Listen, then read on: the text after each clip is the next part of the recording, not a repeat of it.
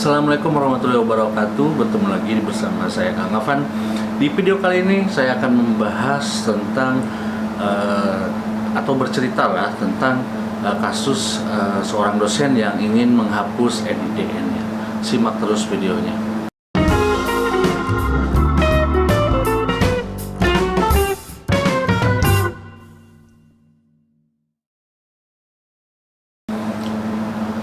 Di kasus yang saya temukan, ada dosen yang dia ingin mengundurkan diri dari kampusnya, kemudian dia ingin menghapus nomor NIDN-nya atau nomor induk dosen nasionalnya.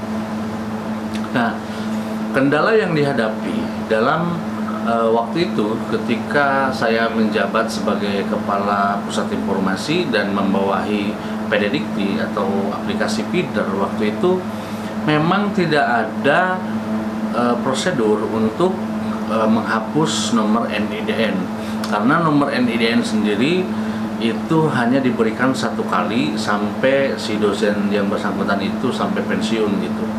Jadi mungkin kalau pensiun si datanya mungkin sudah bisa sebetulnya bukan dihapus ya, tetap ada, cuman mungkin sudah pensiun statusnya gitu.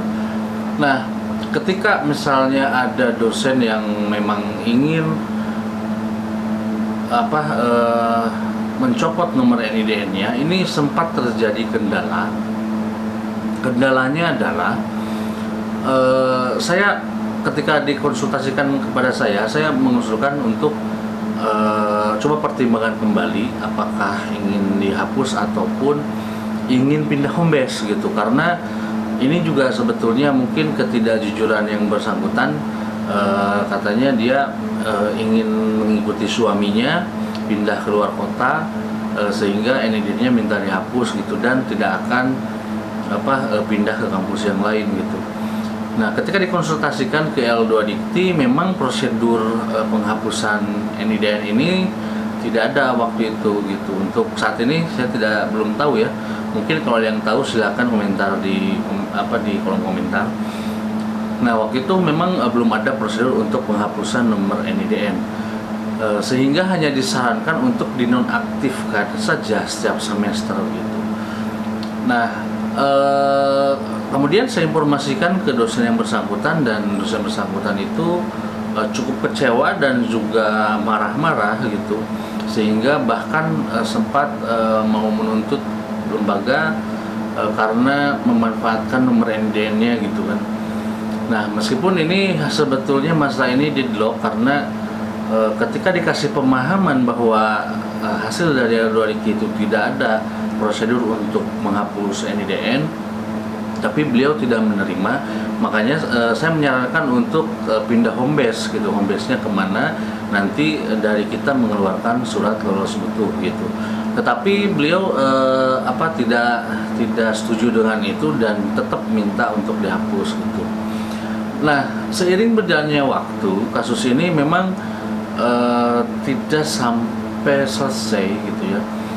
Nah, kasus ini akhirnya ngendap, dan pada akhirnya si dosen yang bersangkutan yang meminta nomor NIDN copot itu, dia mengakui bahwa sebetulnya dia kontrak dengan kampus lain, kampus baru, untuk dijadikan bahan usulan sebagai dosen home base di calon kampus tersebut gitu. Nah, sehingga ada fee mungkin yang dia dapatkan yang gagal karena dia sudah terdaftar home base di kampus kita gitu. Nah, akhirnya dia mengakui bahwa memang sebetulnya ada hal seperti itu gitu. Sebetulnya kalau dari awal saja cerita bahwa memang dia akan diajukan di kampus yang baru misalnya, nah maka sebetulnya kampus kita tidak bisa menahan orang atau dosen yang memang ingin pindah home base gitu. Makanya pasti akan mengeluarkan yang namanya surat lolos butuh gitu, sehingga dari kampus barunya itu tinggal klaim saja, tinggal diklaim, nanti home base-nya itu akan pindah. Nah, masalah yang terjadi di kita itu sebetulnya karena ketidakjujuran dari awal, bahwa si dosen bersangkutan itu dia sebetulnya ingin pindah home base gitu, tapi bilangnya hanya ingin menghapus NIDN gitu.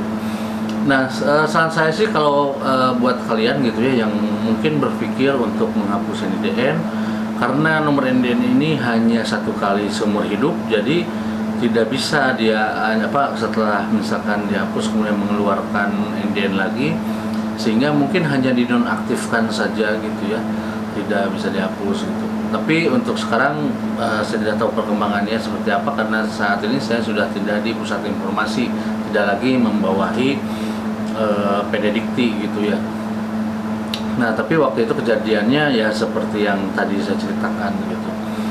Jadi saya sih jujur ketika ingin menghapus NIDN itu coba berbicara yang sebenarnya gitu ya kepada pihak kampus, bahwa itu tuh apakah mau off ataupun mau pindah home base, karena nanti prosedurnya jelas gitu. Kalau off berarti dinonaktifkan, kemudian kalau pindah home base maka dikeluarkan surat tugas butuh. Tetapi kalau kasus yang saya temukan itu kan dia tidak jujur gitu, bahwa dia mau dicopot gitu kan nomor NIDN-nya. Kemudian tidak jujur dia bicara bahwa dia sebetulnya pindah home base gitu. Nah, dari cerita ini menurut saya ini perlu adanya komunikasi yang intens ya, bila kalian ingin menghapus NIDN ataupun pindah home base, biar lebih jelas prosedur yang mau diambilnya yang mana gitu. Mudah-mudahan bermanfaat. Jika kalian memiliki cerita yang sama ataupun cerita yang berbeda tapi kasusnya sama misalnya, silahkan berbagi ataupun share di kolom komentar, biar teman-teman yang lain mengetahui bagaimana cara menghapus NIDN. Mudah-mudahan bermanfaat. Wassalamualaikum warahmatullahi wabarakatuh.